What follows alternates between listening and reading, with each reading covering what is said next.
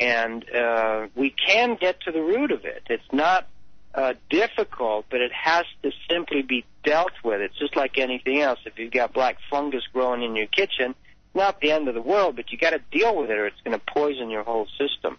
And as humans, the sexual root of our beings is the fundamental thing.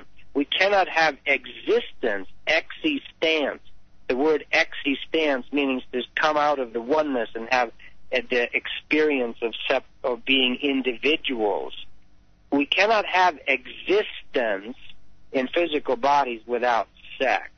So there's no way to get around it. We have to deal with it. We have to heal it, you know. And we've tried to... So do you think if we loved more, and the true meaning of love, that we wouldn't want to go to war and blow things up and people? Instantly. If you have...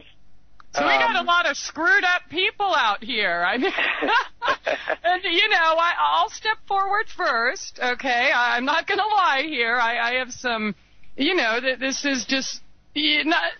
The whole love and sex thing has been so confused, the whole issue, and inundated with indoctrination and propaganda about what it is and isn't, that, I mean, it's no wonder we're not all looking at it the wrong way and screwed up and backwards and want to go kill a bunch of people. Yeah. And to be patient with ourselves. If you've not had... Look, there's hardly anybody on the planet... and in spiritual circles, it can get even more twisted. So this is a fundamental root cause, you know, pun intended. I mean, that's what it is. That sex is the root cause of the universe. It is, if you imagine multiple universes like physicists like Michio Kaku talk about today, and my dad did before he passed on. When he was retired, he was doing that. He was a physicist. We're coming up with there's multiple dimensions, multiple universes. Well, sexuality is when you have an orgasm, it is an eruption of the source at the center of the universe. It goes through all dimensions, all dimensions. It is a wormhole tunnel through all dimensions. All right. Well, hold that thought, please, Tobias. We're going to take a short break. We will be right back here on Truth Brigade Radio. All right. Welcome back. You're listening to Truth Brigade on AmericanFreedomRadio.com. If you want to join us for the text chat tonight, that's over at truthbrigade.com. And if you have any questions or comments, feel free to give us a call at 512-879-3805. Our special guest tonight, Tobias Lars, author of Listening to the Sun and creator of Course of Awakening. The website is courseofawakening.com or soulcounseling.com. Tobias, loving. What's the difference? I mean, okay, sex and love is a pretty broad topic, but let's giving love freely and free love. What's the difference there? I mean, should we all just, you know, in hopes of starting no more wars, go out and just start loving or sexing up whatever we see to feel that energy, or are there some boundaries here? Yeah, of course there are. And let's go back to, you know, what I alluded to earlier, the make love and not war. That is such a powerful, simple axiom truth, but the reason it won't work, or it didn't work from the 60s, quote, revolution, is because unless when you open up at that level, you're going to have to clean up your whole basement. You have to clean up all your stuff, you know. It's like the Tibetans in meditation or whatever. You need to clean out all your demons, all your dark stuff, all your ego. And so open love cannot be practiced until all that is cleaned up. And on your way home, so doing it, forcing it as usual doesn't work. You can't force your little tree you planted in your backyard to grow faster than it can or wants to or is natural. So there is a natural unfolding here, just like roses opening up You can't make them open up or you destroy them, or you can't make butterflies be born too early or you cripple them. So pushing it is not going to work. But you opening and saying, I'm ready for my next level of seeing my next step, my next Russian doll, my next level of sexuality, you will find whole new layers and whole new energies inside yourself. If your mind steps in and tries to make rules of it, you're going to end up getting wake-up calls, And if you're addicted to it and pushing an agenda, you're going to get that as well. So the reason the 60s thing was a seed, by the way, that really helped put these concepts into the whole planet. And now we're sort of working out the toxicity so that we will eventually be able to have an open, awake planet and sexuality. And it doesn't mean, and we're all different, We're all different. Some people are here to explore sex totally, and others are not. And it's just what's vibration is right to you, what you vibrate with, what's your right place. Find your right place, and that's innate and natural to you. And that can take many, many different forms. Trying to force everyone into you must get married and you will live together forever and have three children together, and that is the only acceptable rules, and if you do not do that, you are a deviant. That's insane. That's insane. And just because religionism has shoved the marriage thing down our throats, that's just one option. Why don't you want to have, what if you went to Disneyland and you can only go on one ride? Would you be excited about that? Well, somebody brought up a comment in the chat saying, so if polygamy was legal, there would be more violence? Obviously the conditionings and that you're supposed to do this and this is the right way plays a role, a factor in each of our daily lives. Are we not? There's those that'll argue we are supposed to be monogamous and find one partner, and then there's those that say, well, we're just not designed that way. So right. Here. Yeah, and it's never either or. It's always both and more. It's never either or. It's always both and more. Now, if you can let that concept sink in, then you can give people freedom and go, it's either my way or the highway. You're either with us or against us. That's ridiculous. That's the divide and conquer old way. Have we been enjoying that on the planet?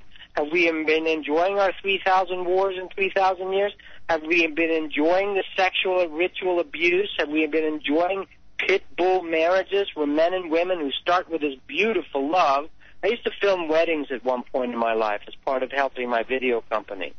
And it was just amazing to watch this beautiful, sweet, innocent love. And 7 years later, they're either going to be divorced, or they're going to be at each other's throats, or they're going to be so dysfunctional they're on Prozac and Zoloft and Halcyon and 5 other ones, and they And so, hello, wake up. The system's not working. Now, the definition of insanity is keep trying the same thing over and over again and get different results. We're not doing very well. Let me ask you this question, and we're pulling out some stops here tonight to provocation. We're being agent provocateurs, but in a good sense, eh? Let's do it. So would you get on an airplane that, this airline advertises and goes, hey, 4 out of 10 of our airplanes actually land. The 6 out of 10, they'll crash and burn and kill everyone on board. Would you ever get on that airline? Of course not. Well, then let me ask you why you're blind sheep going, oh, I'm going to get married, and my marriage is going to be different. Because the statistics are 6 out of 10 marriages will end in divorce. And anyone who's been through a divorce, and I'm not bitter about this, by the way. Are we going to hell because we got divorces, by the way? No, and so the divorce, everyone who's been through a divorce, that is heart-rending, heartbreaking. You want to feel your anger and rage at the opposite sex, I recommend you go get married and get a divorce. You want to enjoy having lawyers get involved where your heart was concerned? Go ahead and get a divorce. You want to fight about your kids and the pet and, who gets what? Wonderful, wonderful. Now, by their fruits you shall know them. So if that's the fruits we're getting 60% of the time, could there perhaps be something wrong with the way we're doing it? I'm just suggesting here. I'm just offering perhaps we should take a second look at it, Okay, well then what is the right way? How do we have all this and more? And I guess before we want to look outward for love, I think we should premise it by stating we must look inward and learn to love and accept and embrace ourselves first. Yeah, basically we are all, mostly on the planet now, just about every human, we are tainted, polluted. We have some psychological illness that is manifesting in our wars, in our massive pharmaceutical industry, in our massive neuroses, in obsessive-compulsive disorder, in autism, in you name it, sexual dysfunction. We have so much disease, and it's all based on a psychological disease or a spiritual disease of us not being whole. We're not holy. We're not integrated. We're not holos, the Greek word holos, holy. We have become fractured, fragmented, psychological, insane monkeys, basically, compared to the gods we were meant to be and that we truly are. Thank you, Jeshua ben David. Ye are gods. Don't you know you are gods? I mean, he's pretty clear on it. He's not mincing words there a few times. And so we need to heal that part, inside. We need to become whole again, or we will remain fractured and fighting that which is outside of us. So if you do not love yourself yet, and if you're not healed, you really are going to have a mixed relationship. Now, who out there, raise your hands, let me see you hold them high, who out there has had some, quote, mixed results in having relationships? Right? That's 99.9999% of us, and the other people have just given up completely, and I just have a dog, and I will never have a relationship, again, Yes, dogs are always loving. It's easy. I can vouch for dogs. They're great. It's easy to love dogs and kids, and I love it, and when Joy and I are around her grandkids, it's so much fun. We're like little kids ourselves. And, with the dogs, it's so sweet and easy. But let me suggest, it's harder to love another human being than to love dogs and kids, because dogs and kids are still innocent and not polluted. So we all know how to do that. But if you want to really participate in healing the planet, heal thyself first, to thine own self be true, and at the same time, as the universe supplies you appropriate relationships with others, be courageous enough to be willing to open your heart, get real. Get real. Be open and say, I'm scared of this. I feel hurt about this. You're my reflection.